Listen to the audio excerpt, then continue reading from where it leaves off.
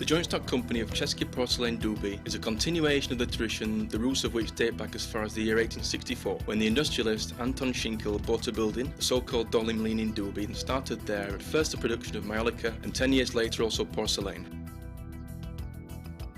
The year of 1885 had a far-reaching meaning. At that time, there was started the production of a wide assortment of an integrated porcelain collection, according to the pattern being produced in the porcelain manufacture of Mischen. The products, in the style of late Baroque, with decorative elements of Rococo, decorated by cobalt underglaze according to Chinese porcelain, became a supporting program of the company until the present day. The decor used, since the beginning called an onion-shaped pattern, comes from the collection of stylized plant motifs with a background in Eastern Asian philosophy. Nevertheless, the decor is adjusted to the European conception. The deep-rooted name of Cibolovi vzor, or onion-shaped pattern, has its origin in a mistake, a deceptive interpretation of one of the motifs. The image of a pomegranate namely resembles an onion in its shape. The onion-shaped porcelain became a very sought-after family porcelain for its individual nature and even decor, owing to a sensitive connection of the human spirit and art, with respect to tradition and even international reputation. It has descended from one generation to another. Owing to the durability of sub-glazed decoration, and also the fact that this onion-shaped porcelain has been produced for long decades with no change of shape or decor, it is still possible to complement the collection with traditional components. At the same time, innovations complementing decorative and also serviceable collections come onto the market. Let's take a look now how onion-shaped porcelain, this symbol of brittle beauty, serviceable and the pleasure of spirit, a symbol of individuality and worldwide reputation, comes into the world. How it's being born by the connection of human art and tender female hands.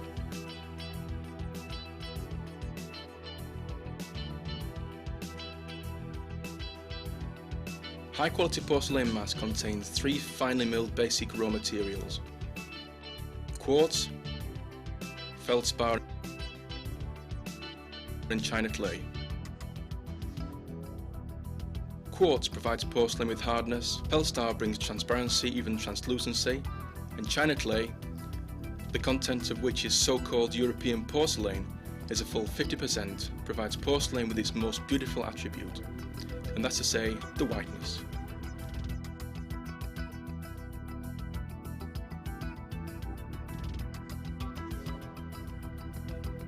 Plastic porcelain mass is put on the conveyor and passes through a vacuum section in order to remove air from it. It's cut into rolls which are automatically put onto incoming plaster forms. A mechanised jigger makes a product, the outer shape of which is given by the form, and the inner one by a rotating template. Jiggered bodies in forms then go to the dryer.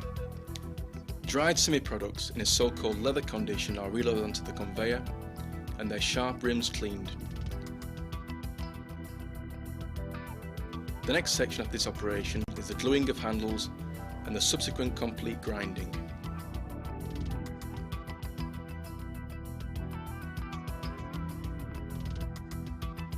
It is possible to make round and open shapes from plastic mass, but not closed ones. When making closed shapes, there must be used the technology of casting into closed gypsum forms or forms made of plastic. Porcelain mass used there has the same composition as plastic mass, but it's in a liquid condition. This is the way to produce bigger sets of sugar basins, spice basins, small vases and similar assortments in a semi-automatic line. Lids of all the products are equipped with holes in the shape of handmade roses. After complete drying, the products are retouched. Bigger and more complicated shapes, for example teapots, are cast into several parts into plaster forms and then glued together into a final shape.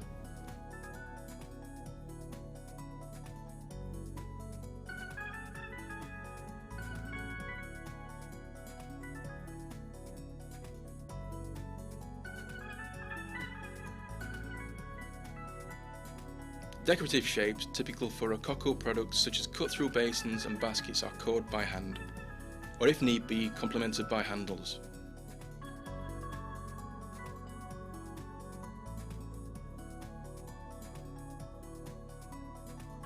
After complete drying, they are touched up very hard. In this condition, a porcelain product is very brittle and tends to break.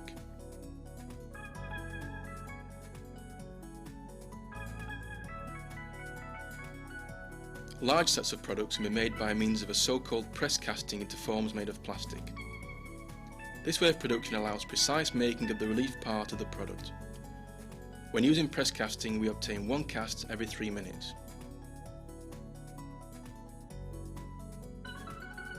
The production of porcelain demands a lot on energy, predominantly because of the drying and burning. For this reason, new technological and production methods are being researched leading to savings of energy. During recent years, there has been developed a so-called isostatic press. It presses plates and other products made of dry porcelain granules under high pressure. The production, as you can see, runs fully automatically and without any drying.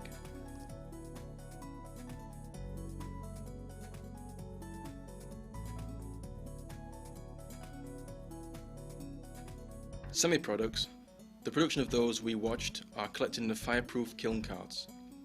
Together, they go into a kiln where they pass through the heat of 900 degrees C. This first burn is called bisque firing.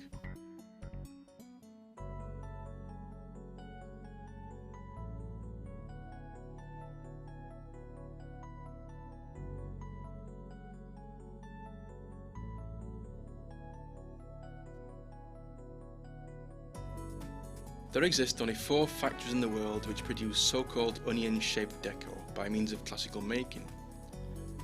It means that the pattern is laid on a bisque body and then glazed. All of the decorative procedures start right here. Decor is cut into steel plates. A cobalt dye is laid onto them by spatula. The colour caught in the impressions of the plate is transferred by pressing onto a moistened cigarette paper. A transfer picture rises in this way, and after cutting up, it is glued onto individual products.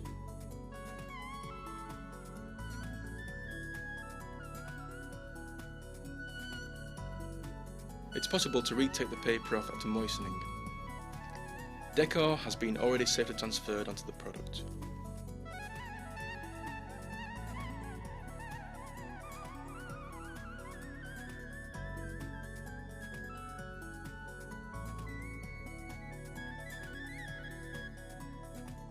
Now it's time for the most qualified kind of work, sketching in using freehand.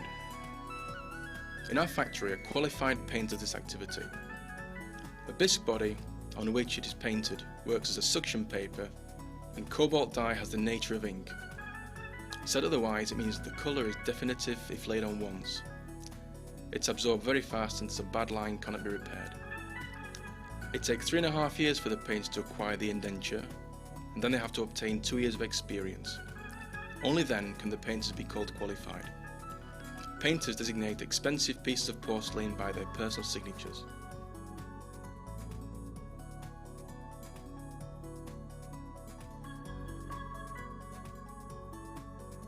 Printing from steel plates, and even painting we have seen, is made by means of cobalt oxide when using oily components. Nevertheless, grease would cause problems with glazing.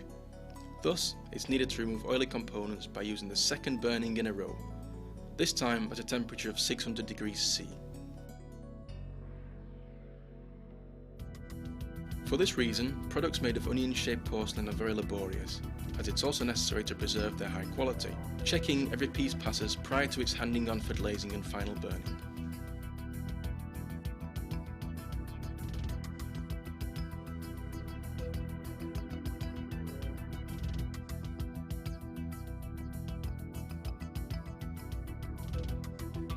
Now we demonstrate that the onion-shaped decor is really subglazed.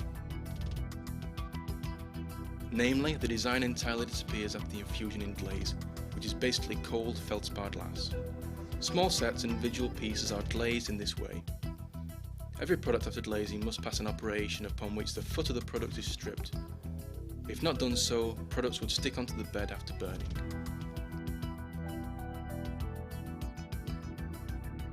This is already the automated equipment, which glazes large pieces semi-automatically. Thus, pieces too heavy for manual glazing.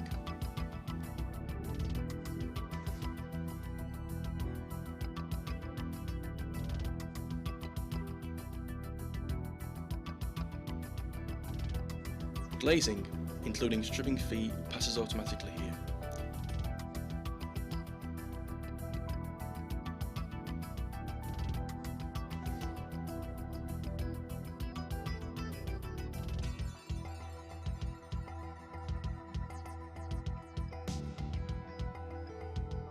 The staff only reload the products and subsequently put them into the highly fireproof racks where the goods are fired.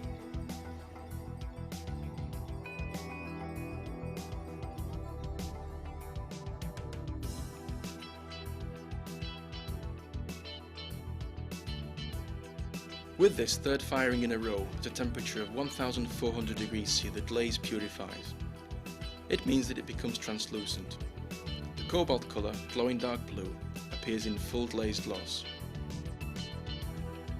Mild feathering of its design is a typical feature of onion-shaped porcelain decorated by using subglaze. The reason for this is the partial sealing of cobalt into the glaze. Therefore, outlines are not sharp but tender.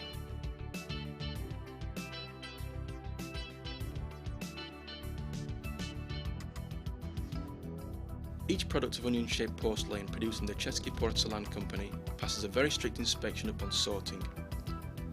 As soon as sorted products are put into the substore, orders are put together for them.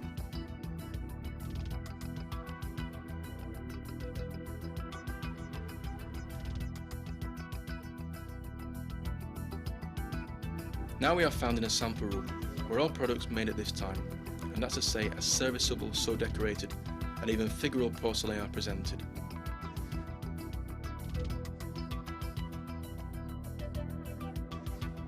We can see dining set collections here, coffee collections, tea collections, kitchen collections. Each of the 530 various kinds of onion-shaped porcelain produced by the Czech Porcelain Company has its own cardboard produced by the factory itself. Packed in it, the products of traditional Czech porcelain travel to individual customers.